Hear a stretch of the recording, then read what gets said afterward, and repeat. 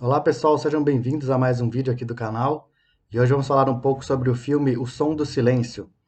O Som do Silêncio é um filme de 2020, dirigido por Darius Marder, e que está concorrendo a 6 Oscars agora, na cerimônia do Oscar amanhã. E eu tô querendo fazer esse vídeo já tem um bom tempo, né? Na verdade, desde que eu assisti o filme no ano passado, eu vi que tinha muita coisa interessante que dava para trazer aqui para o canal.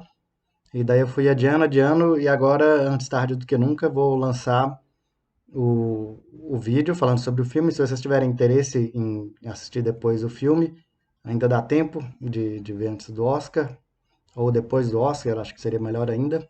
E esse é um filme da Amazon Studios, né, que está disponível no Prime Video.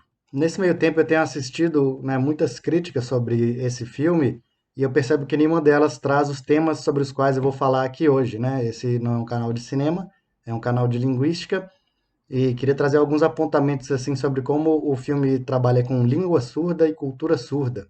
Estou usando como base para esse vídeo esses dois livros aqui, Vendo Vozes, do Oliver Sacks, fala bastante sobre cultura surda e sobre várias demandas da militância surda, mas no contexto norte-americano, que é o caso do filme. E esse outro livro aqui, As Imagens do Outro sobre a Cultura Surda, da Karen Strobel, que também, né, vai falar sobre cultura surda, numa perspectiva um pouco mais acadêmica e dentro de uma realidade brasileira. Bom, vamos começar. O Som do Silêncio é o filme que conta a história de um baterista que fica surdo do nada, né? Da noite para o dia ele fica completamente surdo, ou melhor dizendo, no termo técnico, ele tem uma surdez profunda. E daí ele precisa aprender a lidar com isso. Ele tem um sonho de fazer uma cirurgia que supostamente iria corrigir a surdez. E daí também ele encontra uma comunidade de apoio, né? Ele passa a morar numa comunidade de surdos. E dentro dessa comunidade ele vai aprender sobre surdez, sobre cultura surda e vai, nas próprias palavras do filme, né, aprender a ser surdo, né? Aprender a língua, aprender os modos deles, da cultura deles e conviver com essas pessoas, só que ao mesmo tempo estando isolado do resto do mundo dentro dessa casa, dessa comunidade. Pois bem, o que eu não posso deixar de notar é como que esse filme retrata a cultura surda, né? O assunto principal do filme é a cultura surda, que é uma coisa que a maioria das pessoas nem sabe que existe, né? Pensa na surdez como uma deficiência e como uma característica individual, e não como uma característica de um grupo. Mas, na verdade, hoje em dia a surdez é tratada muito mais como uma cultura, né, do que como uma deficiência. Então, eles têm a cultura deles, eles têm as comunidades, né, dos surdos, onde eles vão expressar essa cultura. E daí o filme ele estaria dentro daquilo que a gente chama de cinema surdo, né? Eu já cheguei a ver outros filmes antes, né? Eles sempre vão trazer alguma pauta, trazer alguma temática assim para defender uma determinada causa, uma determinada pauta da comunidade surda. No caso desse filme, está bastante centrado nessa questão do aprender a ser surdo, né? Mostrar como existe comunidades de apoio onde a pessoa surda vai ser melhor acolhida e vai aprender a se virar melhor, né? Lidar melhor com o mundo através da perspectiva deles, com as crenças deles e tudo mais. E outra pauta que o filme traz muito forte é a questão do implante coclear.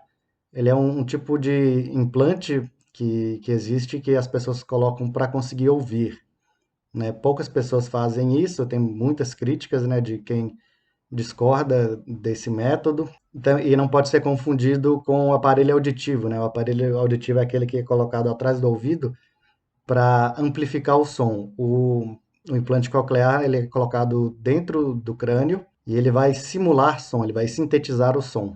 E dentro dos filmes de cultura surda, de cinema surdo que eu conheço, assim, esse é de longe o melhor, né? Não que não tenha outros filmes bons, mas como o cinema ele é muito forte e ele também tem uma visibilidade muito maior, né? Porque o cinema surdo é um cinema de nicho, e esse filme é um filme de grande público, concorrendo a Oscar, e trazendo toda essa questão da cultura surda, das pautas surdas e dos atores surdos, né? Dos atores e produtores surdos. Então vamos falar aqui de alguns aspectos da cultura surda que são tratados no filme. Primeiramente, a língua de sinais, né? No caso, na comunidade deles, eles usam uma língua chamada ASL, que é a língua de sinais americana. Então os personagens se comunicam nessa língua e daí o protagonista, o Ruben, quando ele entra na comunidade, ele não só é muito resistente, né, com relação a ser incluído, né, a ser chamado de surdo, em primeiro lugar, e em segundo lugar a ter que interagir com aquelas pessoas, né, porque não é uma situação confortável para ele, ainda mais com o trauma que ele sofreu. E além dessa barreira, né, dessa resistência dele, ainda tem a barreira linguística. As pessoas se comunicam, né, quase que completamente em ESL e ele não entende a língua. E daí o filme ele usa alguns recursos muito interessantes, né, como por exemplo mostrar para a gente o que o personagem está ouvindo. Então ele vai ouvir determinados sons abafados ao longe, né, quando tem alguma coisa muito barulhenta acontecendo. Agora, quando tem alguém falando com ele, ele não ouve absolutamente nada, né? Ele não consegue distinguir nenhuma palavra. E da mesma forma, quando ele está interagindo com os surdos, ele também não entende nada porque ele não conhece a língua. E por causa disso, não tem nenhuma legenda, não dá para saber o que as pessoas estão falando. Com o tempo, ele passa a entender, né? Ele passa a falar a língua fluentemente. E daí ele começa a entender o que as pessoas estão falando. E os diálogos deles passam a ser legendados, né? Eu falei que não era um vídeo sobre crítica de cinema, mas tá aqui um ponto de crítica, né?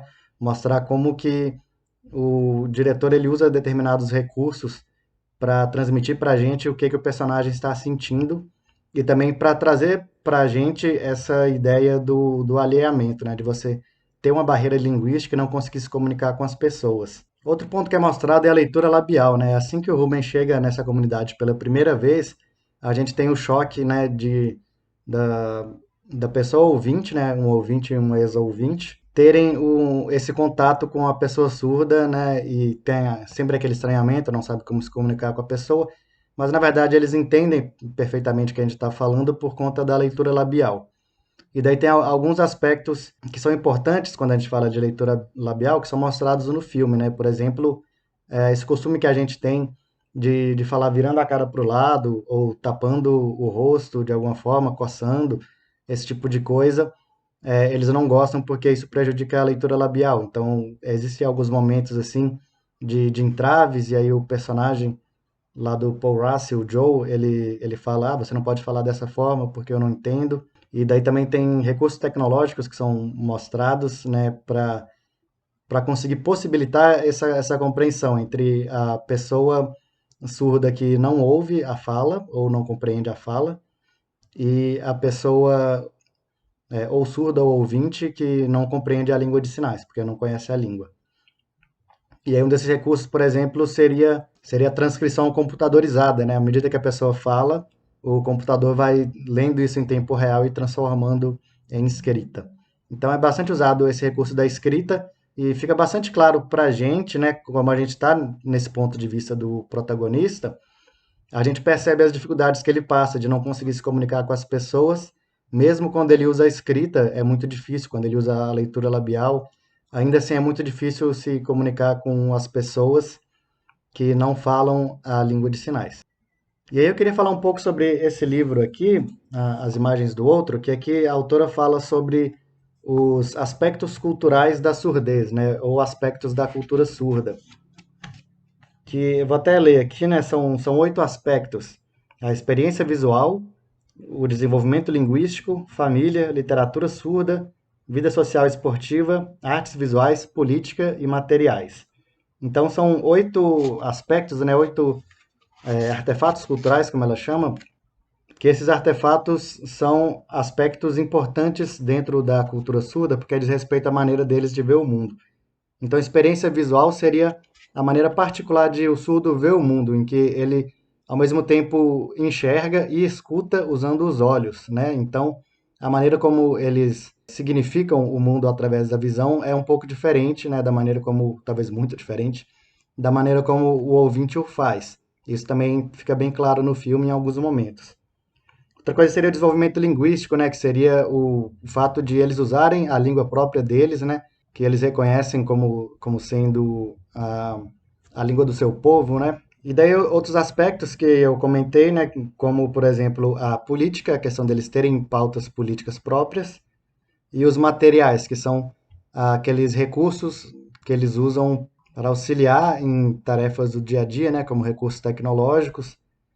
Também o cachorro, né, mostrado muito brevemente no filme, a questão do cão ouvinte, eu nem sabia que isso existia, mas é um cachorro que consegue perceber, né, se tem alguém se aproximando, né, porque o surdo, ele não percebe as pessoas chegando perto, geralmente ele só percebe quando a pessoa está muito perto dele, ou então se a pessoa compreende, né, essas questões da surdez, essa cultura surda, ela vai saber que ela deve fazer um aceno, alguma coisa assim, que o surdo vai conseguir ver com a visão periférica dele, vai conseguir ver claramente que tem alguém querendo se comunicar com ele.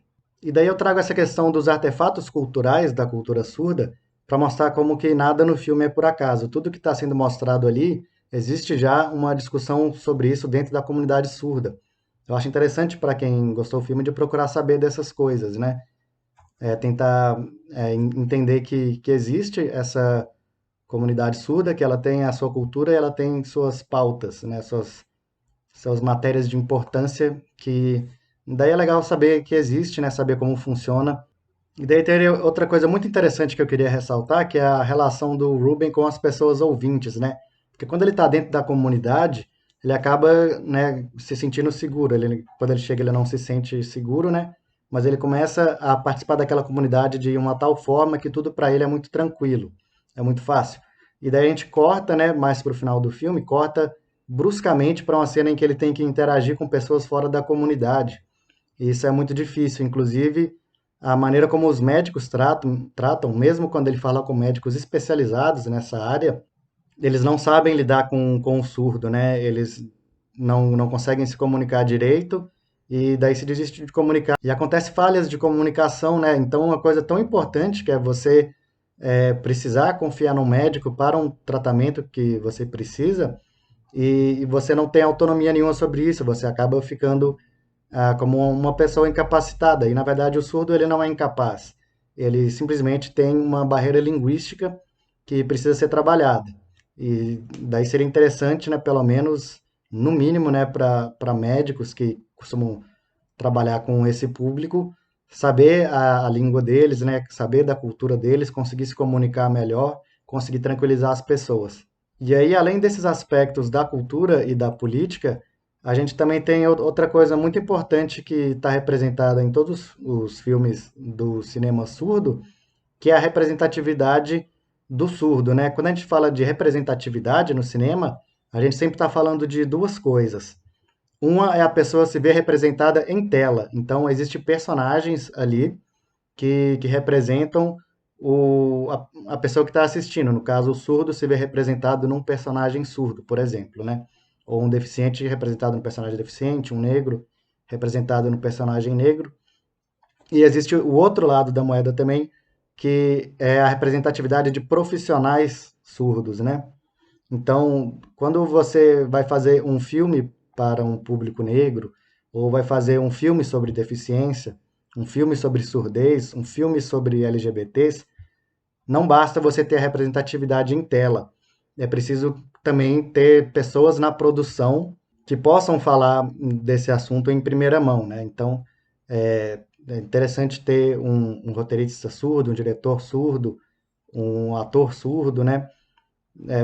E daí esse segundo aspecto também dá para desmembrar em dois aspectos, que seriam a pessoa trazer a sua própria experiência, né, aquilo que a gente chama de lugar de fala, trazer a experiência própria dela para aquela produção como um profissional criativo, né? O profissional criativo, seja ator, diretor, roteirista, fotógrafo, ter esse lugar de fala para conseguir trazer a experiência dele, aquilo que ele quer expressar com relação à sua identidade, expressar isso de uma maneira mais fiel, de uma maneira que transpareça para o público que isso está sendo falado em primeira mão.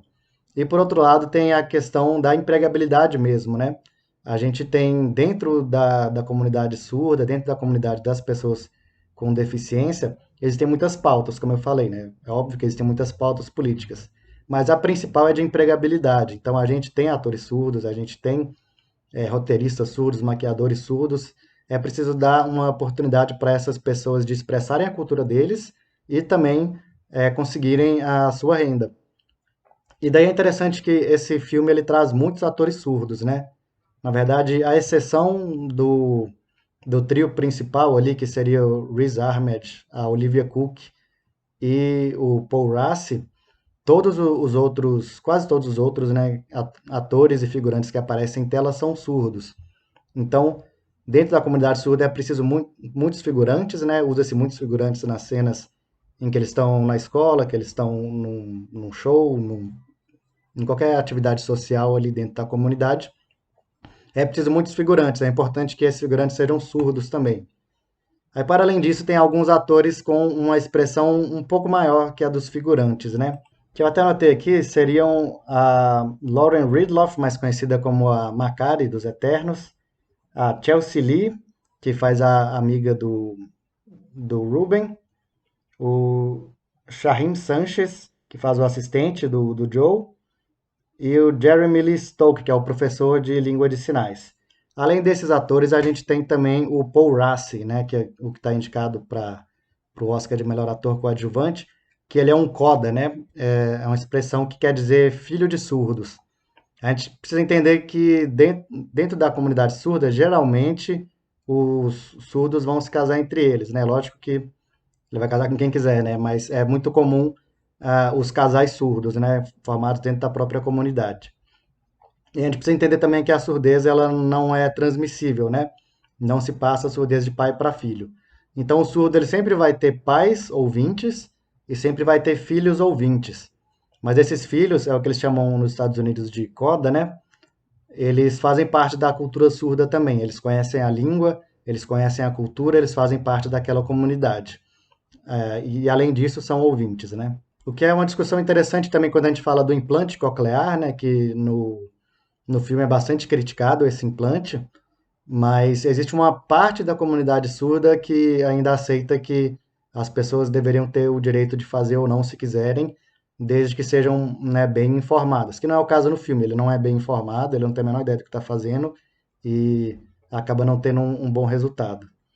E eu acabei de dar um spoiler, né, que não era para eu ter falado, que ele fazia o implante. Acho que já prejudica bastante a experiência do filme, mas o importante é você ver em tela por que que existe essa crítica. Apesar disso, algumas pessoas ainda falam, olha, eu gosto de ser implantado porque eu posso escolher ser surdo ou ser ouvinte, né? Eles têm uma capacidade auditiva que é diferente da do surdo e é diferente da do ouvinte, mas ainda assim algumas pessoas vão se sentir bem com isso. E daí, falando de atores, a gente tem, por último, o Riz Ahmed, né? Ele faz o Ruben, que é o personagem principal, e ele não é surdo. Na verdade, é até interessante colocar um ator ouvinte nesse papel, porque uma parte do filme ele vai interpretar um ouvinte e outra parte do filme ele vai interpretar uma pessoa que está se tornando surda, né? Mas é interessante pensar que os principais atores não são surdos, né? Enquanto tem uma representatividade muito grande, ainda tem a questão do protagonismo de atores ouvintes.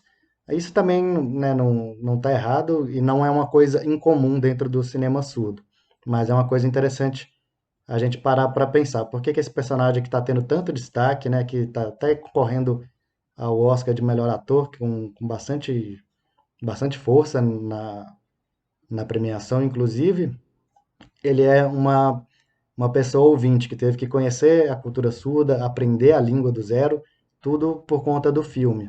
Bom, mas essas são algumas questões que eu busquei trazer, porque por conta da leitura dos livros e depois ver o filme, eu achei muito interessante parar para pensar sobre tudo isso, né? E também ver como que esses assuntos não são tão conhecidos. À medida que eu fui buscando falar com outras pessoas sobre esse filme, ver que a percepção delas era bastante diferente do que eu esperava, né? Vendo questões técnicas importantes do filme, mas não dando atenção para essa questão da surdez. E era isso por hoje. Queria ver a opinião de vocês, queria ver, né, o que vocês acharam desse assunto. Inclusive, se tem alguma coisa a acrescentar, vocês que são surdos, né, o que vocês acharam do filme? O que vocês acharam dessas considerações que eu coloquei aqui? Bom, eu queria lembrar para vocês que a gente está tendo uma campanha dos 500 inscritos aqui no canal. A gente está quase chegando a 500 inscritos, a gente precisa muito da ajuda de vocês. Então, vocês que estão assistindo o vídeo, né, alguns vídeos têm mais de 1.000 visualizações, vocês que estão assistindo os vídeos, não se esqueçam de se inscrever no canal e curtir o vídeo. A gente vai fazer um sorteio, né, assim que chegar a 500 inscritos, a gente vai sortear 2 inscritos e vai ter uma premiação com alguns livros. Vou mostrar aqui, eu vou estar sorteando o livro Profissão Poeta, da Marina Mara. É um livro que ensina tudo que você precisa saber para ser um poeta, né? Como publicar livros, como organizar eventos, esse tipo de coisa. Tem também a Antologia Brasília, é um livro do qual eu participei, né? Uma antologia com vários autores daqui, e que era para ter sido lançado no ano passado. Por conta da pandemia, o livro não foi lançado, mas eu vou sortear alguns exemplares. Daí eu vou sortear também meu livro de poemas, né? Solidão.